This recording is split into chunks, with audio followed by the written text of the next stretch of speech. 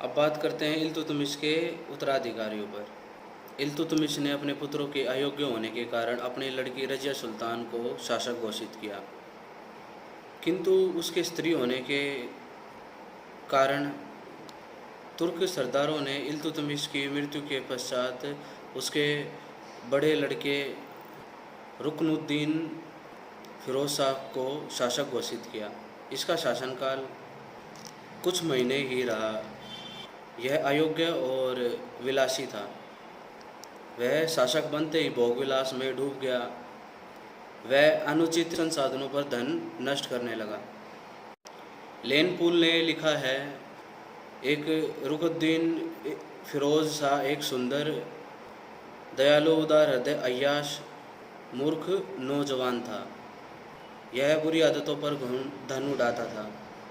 शराब के नशे में चूर होकर वह अपने हाथी पर झूमता हुआ जनता के बीच सोने की मोहर फेंकता चलता था। अतः शासन की संपूर्ण शक्ति उसकी माता शाह तुर्कान के हाथ में थी। जिससे सैनिक और अमीर अब तंग हो गए थे, तो उन्होंने इन दोनों को बंदी बना लिया और इनकी हत्या कर दी और रजिया को गद्दी पर बिठाया। रजिया बेगम 1236 ईस्वी से 1240 ईस्वी तक इसने शासन किया। वह बुद्धिमता, निडर, साहसी, धैर्यवान थी, किंतु उसके स्त्री होने के कारण कई तुर्क सरदार उसे अपनी शासिका नहीं मानते थे। मुल्तान, लाहौर, बदायूं, हासी आदि के सूबेदारों ने मोहम्मद जुनैदी के नेतृत्व में विद्रोह कर दिया और दिल्ली पर आक्रमण कर दिया। उसको पता था कि विरोधियों को नहीं हराया जा सकता, इसलिए उसने उनमें बड़ी कूटनीति से फूट डाल दी और वे आपस में लड़ने लगे। इस समय रजिया ने उन पर अचानक धावा बोल कर उनको परास्त किया। शासन संबंधी कार्य। रजिया ने ख्वाजा मुहज्जबुद्दीन को अपना वजीर बनाया और याकूत को शाही अस्तबल का अध्यक्ष बनाया। कहा जाता है कि याकूत उसका प्रेमी भी था। उसने कबीर खां को लाहौर का, अल्तुनिया को भटिंडा का सूबेदार बनाया तथा एतगीन को अमीर हाजिब बनाया। रजिया के पतन के कारण। रजिया द्वारा सरदारों को मनमानी नहीं करने के कारण वे उससे असंतुष्ट हो गए। रजिया के स्त्री होने के कारण बूढ़े तुर्क सरदारों ने उसकी अधीनता में शासन चलाना और लड़ना अपनी मर्यादा के खिलाफ माना। रजिया ने पर्दे प्रथा को त्याग दिया और वह मर्दाना वेश में राज करने लगी, जिससे कि मुसलमान उससे नाराज़ हो गए। रजिया की याकूत नामक आपसी पर बड़ी कृपा रही। उसे शाही अस्तबल का अध्यक्ष बना दिया गया था। वह घुड़सवारी के समय भी उसके साथ जाता था। यह सब तुर्क सरदारों के लिए असहनीय था। अब बात करते हैं रजिया का पतन। रजिया ने सबसे पहले लाहौर के सूबेदार कबीर खां के विद्रोह को दबा दिया। फिर भटिंडा के सूबेदार अल्तुनिया ने विद्रोह कर दिया। रजिया ने याकूत के साथ मिलकर भटिंडा पर आक्रमण कर दिया, किंतु रजिया पराजित हुई और उसे बंदी बना लिया गया। याकूत को मार दिया गया तथा परिस्थितियों को देखते हुए रजिया ने अल्तुनिया से शादी कर ली। अब तुर्क सरदारों ने रजिया के भाई बैरम शाह को गद्दी पर बैठाया, लेकिन इस बात का पता लगने पर रजिया और अल्तुनिया ने मिलकर बैरम शाह पर आक्रमण कर दिया, किंतु 13 अक्टूबर 1240 को कैथल के समीप वह परास्त हुए और उन्हें मार दिया गया। इसके बाद 1240 से 1242 ईस्वी तक बैरम शाह शासक बना। वह एक वीर शासक था। इस समय शासन की शक्ति 40 तुर्क गुलामों में केंद्रित थी। जब बैरम शाह ने उनकी शक्ति को कुचलना चाहा, तो उन्होंने निजाम मुल्क के नेतृत्व में बैरम शाह पर आक्रमण कर दिया। बड़ी कठिनता से बैरम शाह युद्ध में परास्त हुआ और मारा गया। इस 40 तुर्क गुलामों की स्थापना इल्तुतमिश ने की थी। इसके बाद अलाउद्दीन मासूद शाह का शासनकाल आया 1242 से 1246 ईस्वी तक, किंतु उसके भोग विलास में डूब देने जाने के कारण उसे कैद में डाल दिया गया तथा इल्तुतमिश के सबसे छोटे पुत्र नासरुद्दीन को सुल्तान बनाया गया। नासरुद्दीन नाम मात्र का ही शासक था, किंतु 1253 में गयासुद्दीन बलबन की शक्ति बढ़ने के कारण नासरुद्दीन ने उसे इस पद से हटा दिया, परंतु राज्य में अव्यवस्था फैल गई और उसे दोबारा बलबन को यह पद देना पड़ा। 1266 ईस्वी में नासरुद्दीन की मृत्यु हो गई। इसमें यह भी कई लेखकों ने यह भी कहा है कि बलबन के द्वारा इसे जहर देने के कारण इसकी मृत्यु हुई थी। इसके बाद गयासुद्दीन बलबन का शासनकाल आता है 1266 से 1287 ईस्वी तक। बलबन बचपन में ही मंगोलों ने इसे दास बना लिया था। बिकता बिकता 1232 में यह इल्तुतमिश ने इसको खरीद लिया। उसने बलबन को भिश्ती बना दिया, परंतु उसने अपनी योग्यता और वफादारी से सुल्तान को काफ़ी प्रभावित किया। प्रधानमंत्री के रूप में बलबन नासरुद्दीन के शासनकाल में प्रधानमंत्री रहा। राज्य की ज़्यादातर शक्ति इसके हाथ में ही थी। लाहौर, मुल्तान और उच्च आदि दिल्ली के सुल्तानों के हाथों से निकल गए थे। इसके अलावा खोखरों का भी बार बार विद्रोह हो रहा था, तो बलबन ने इनका दमन किया और शांति व्यवस्था स्थापित की। 1247 में बलबन ने कन्नौज के विशाल दुर्ग तलसंदा पर अधिकार कर लिया। इसके बाद 1249 में बलबन ने मेवातियों पर आक्रमण कर दिया और मेवात पर अधिकार कर लिया। इसके अलावा बलबन ने रणथंभौर और चित्तौड़ पर भी आक्रमण किए, परंतु उसे कोई सफलता नहीं मिली। इसके अलावा बुंदेलखंड, ग्वालियर आदि पर भी उसने आक्रमण किया, परंतु उसे कोई विशेष सफलता नहीं मिली। एक तुर्क सरदार रिहान ने बलबन की बढ़ती शक्ति को देखकर उसे नासरुद्दीन के काल में पद से हटवा दिया था, परंतु विद्रोह के कारण दोबारा इसे प्रधानमंत्री का पद दिया गया। अब बलबन ने तुर्क सरदारों रेहान, कुतलुक खा, किशुल खा के विद्रोह का दमन किया और इन्हें राजधानी से दूर भेज दिया गया ताकि वे षड्यंत्र नहीं रच सके। परंतु इसके बाद भी रेहान ने विद्रोह कर दिया और वह युद्ध में पराजित हुआ और मारा गया। इसके अलावा कुतलुक खान ने अवध पर अधिकार कर लिया, परंतु वह भी पराजित हुआ और राजपूत राजा रणमल की शरण में चला गया, जिसके कारण बलबन का रणमल से युद्ध हुआ और वो रणमल भी पराजित हुआ।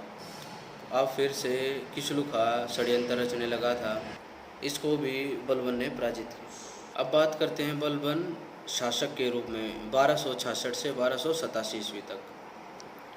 नासरुद्दीन ने अपनी मृत्यु से पहले ही बलबन को अपना उत्तराधिकारी घोषित कर दिया था, परंतु इब्न बतूता और इसामी ये कहते हैं कि इसने नासरुद्दीन को मार दिया था और फिर उसके बाद यह गद्दी पर बैठा। जब बलबन गद्दी पर बैठा उसके सामने ही बहुत सी कठिनाइयाँ थी। सबसे पहले रिक्त राजकोष, मंगोल आक्रमणों, प्रांतीय शासकों द्वारा कर न भेजने के कारण और राजकुमारों के भोगविलास के कारण राजकोष खाली हो गया था। इसके अलावा 40 तुर्क सरदारों का दमन बलबन ने किया। राजपूतों की बढ़ती शक्ति भी बलबन के लिए खतरा पैदा कर रही थी। मंगोलों से खतरा, मंगोल भी पंजाब पर अधिकार कर चुके थे और दिल्ली पर अधिकार करना चाहते थे। इन कठिनाइयों को दूर करने के लिए बलबन ने रक्त तथा लू की नीति लागू की। बलबन की सफलताएं, सबसे पहले बलबन ने राजा को ईश्वर का प्रतिनिधि और पूजनीय बताया तथा जिल्ले अल्लाह की उपाधि धारण की, यानी ईश्वर की छाया। अपनी शक्ति बढ़ाने के लिए इसने स्वयं को ईरान के शाही वंश का वंशज बताया। व्यक्तिगत जीवन को ऊंचा बनाने के लिए इसने शराब पीना बंद कर दिया, रंग रलिया बनाना बंद कर दिया। वह सदा गंभीर रहता था और जनता मीरों से मिलता रहता था। विद्रोहियों का दमन, दुआब और दिल्ली के आसपास के क्षेत्रों में डाकुओं की भरमार थी। सबसे पहले इसने इनका दमन किया। इसके बाद कटेर के विद्रोह का दमन, यहाँ हिंदुओं ने विद्रोह कर दिया था तो बलबन ने विशाल सेना लेकर यहाँ गया और इनको पराजित किया और यहाँ अमानवीय अत्याचार हिंदुओं पर बलबन ने किए। हाथी के नीचे कुचलवा दिया, उनकी जिंदा खाल खिंचवा दी और उनमें भूसा भरवा दिया और दिल्ली के दरवाजे पर उनकी गर्दनों को लटकवा दिया। इसके बाद बंगाल के विद्रोह का दमन। वहाँ के शासक तुगरिल खान ने अपने को स्वतंत्र शासक घोषित कर दिया। पहले उसने अमीर खां को वहाँ भेजा, परंतु वह असफल रहा तो उसने उसे फांसी पर लटका दिया। इसके बाद बलबन स्वयं विशाल सेना लेकर वहाँ गया। तुगरिल राजधानी लखनौती छोड़कर भाग गया और मारा गया।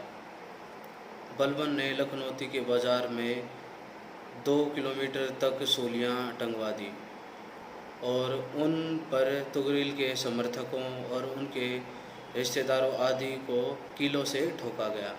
2-3 दिन तक यह चलता रहा और वहाँ के नागरिकों को कहा गया कि तुमने कभी विद्रोह किया था, तुम्हारी भी यही दशा होगी। इसके अलावा मंगोलों के आक्रमणों को रोकने के लिए उसने भटिंडा, सिरसा, अबोहर, भटेर आदि के दुर्गों का निर्माण करवाया।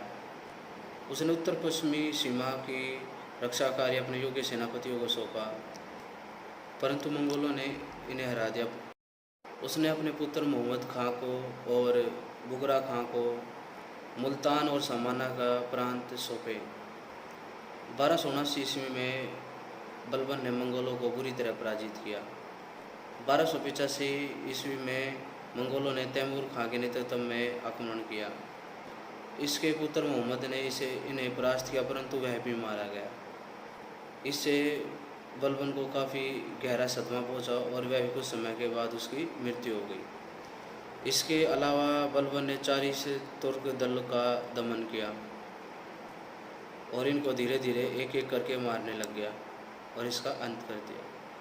इसके अलावा बलबन ने सेना का भी पुनर्गठन किया। सैनिकों की भर्ती योग्यता के आधार पर की जाने लगी। इसके अलावा उसने गुप्तचर विभाग का भी जाल बिछा दिया। इसके अलावा उसने न्याय व्यवस्था भी स्थापित की। छोटे छोटे अपराधों के लिए उसने अधिकारियों को कठोर दंड दिया। 80 वर्ष की आयु में 1287 ईस्वी में बलबन की मृत्यु हो गई। बलबन ने सिजदा और पोबस चलवाई।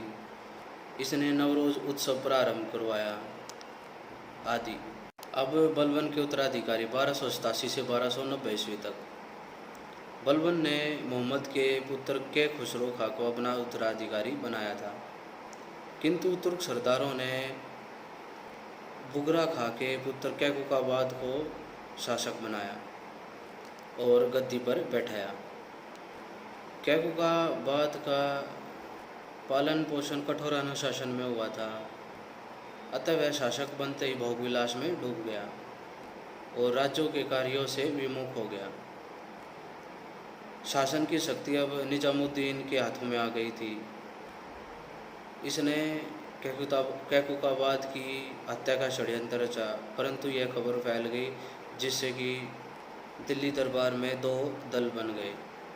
पहला जलालुद्दीन के नेतृत्व वाला खिलजी सरदारों का दल तथा दूसरा निजामुद्दीन के नेतृत्व में तुर्क सरदारों वाला दल। दिन रात भोगविलास में डूबे रहने के कारण कैकुकाबाद को लकवा लग गया। इसका शासनकाल 1287 से 1290 ईस्वी तक का रहा।